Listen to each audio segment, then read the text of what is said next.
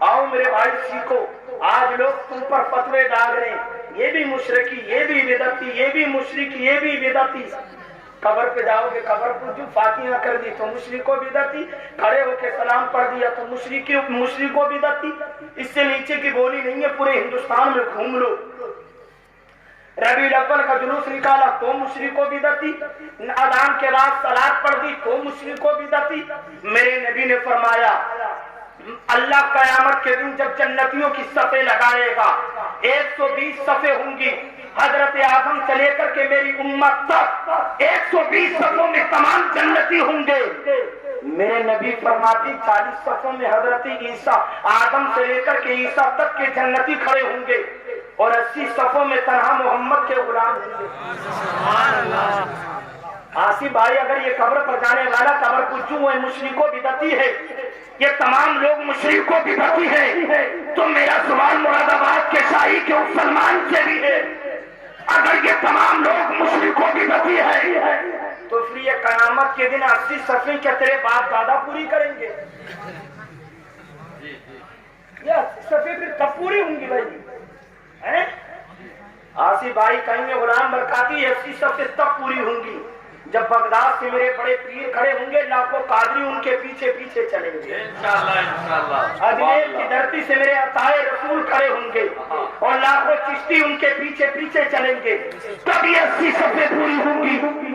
80 صفیں اس وقت پوری ہوں گی جب بریلی کا تاجدار سیدی اختر رضا تاج الشریعہ کھڑے ہوں گے اور کروڑوں ازہری ان کے پیچھے پیچھے چلیں گے انشاءاللہ. تب جا کر کے یار یہ 80 صفیں پوری ہوں گی.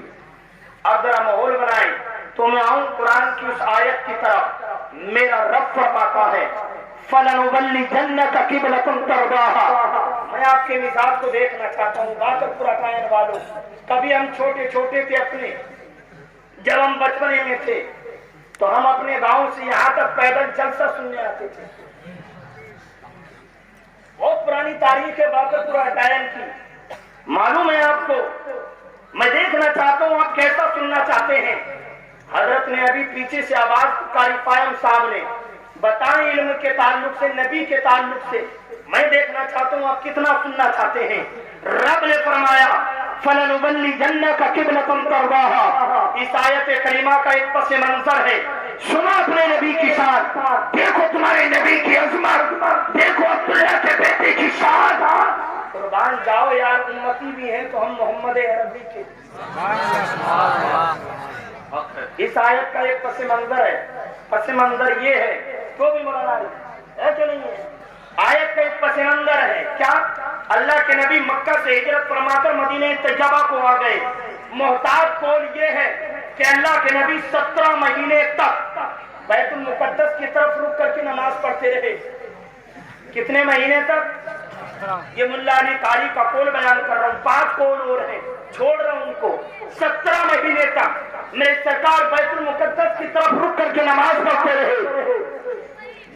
میرے سرکار کے دل میں یہ بات رہتی تھی کہ اللہ میرا قبلہ اسی کو بنا دی جس کو میرے دادا ابراہیم نے بنایا ہے، جس کو کعبہ کہتے ہیں. بخاری شریف کی حدیث مسجد بنو سلمہ ہے، ظہر کی نماز ہے، دوسری رکعت ہے. یار بولو ذرا سبحان اللہ. انشاءاللہ میری آواز چلتی رہے گی. بولو بولو بولو سبحان اللہ. اب یہ بڑے لوگ ہیں، نازک لوگ ہیں، ان کو پروگرام بہت ہیں ان لوگوں کو، سمجھ رہے ہیں. اب یاسر بھائی ہمیں تو محنت کرنا، ہمارے علاقے کے لوگ ہیں. بولو سبحان اللہ. اصل میں بہت بڑے نقیب ہیں یہ، سمجھے. تائی بھائی بھی بہت بڑے شاعر ہیں. اللہ ان کی محنتوں کو قبول کرے. بولے سبحان اللہ. اسی مسجد کو حضرت مسجد بنو سلمہ کو مسجد ذوالقبلتین بھی کہتے ہیں. ظہر کی نماز دوسری رکعت، رب کی طرف سے حکم و محبوب اپنا چہرہ پھیر لو. حضرت توجہ فرمائیں فَلَنُوَلِّيَنَّكَ. اس پر فاق کہاں ہے اور آگے آصف بھائی فَلَنُوَلِّيَنَّكَ قِبْلَةً. قبلتن ایک ہوتا ہے معرفہ اور ایک ہوتا ہے نکیرہ. معرفہ وہ ہے جو متعین مشخص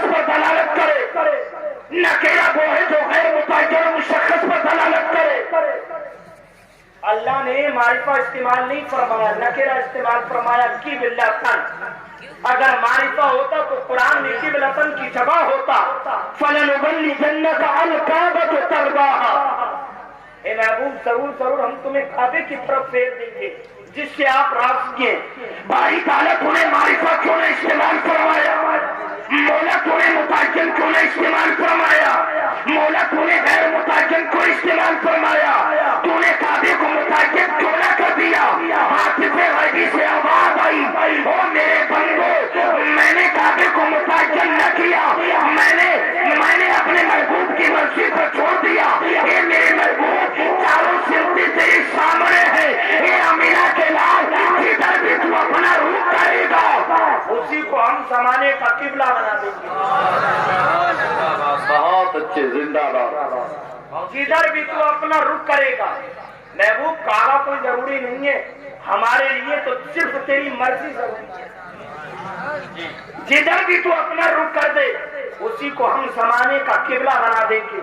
اور پیارے, آپ کی مسجد میں امام صاحب عصر کی نماز کا ٹائم بڑھانا ہو تو کم سے کم ایک دن پہلے تو کہتے ہیں, یا کم سے کم ایک نماز پہلے تو کہتے ہیں کہ عصر کی نماز 5:10 پر ہونا ہے. ایک دن پہلے یا ایک نماز پہلے تو کہیں گے. باری تعالیٰ, یہاں پر نماز کا ٹائم نہیں, یہاں تو مکمل قبلہ بدلا جانا ہے. اے میرے مولا, تیری محبوب کی نماز تو مکمل ہو جاتی, مولا جوہر کی نماز پوری ہوتی. عصر کی نماز کے لیے حکم دے دیتا, ادھر کو رک کر کے نماز پڑھو. مولا تیری نماز بھی پوری نہیں ہوئی, تو نے بیچ نماز میں حکم دے دیا, تیری نماز تو پوری ہو جاتی. مولا ایک دن پہلے دیتا یا نماز کے بعد حکم دیتا, محبوب عصر کی نماز اب کعبے کی طرف رک کر کے پڑھنا. حافظ غیبی سے آواز آئی, او میرے بندو, میری نماز بعد میں پوری ہوگی. میرے یار کی مرضی پہلے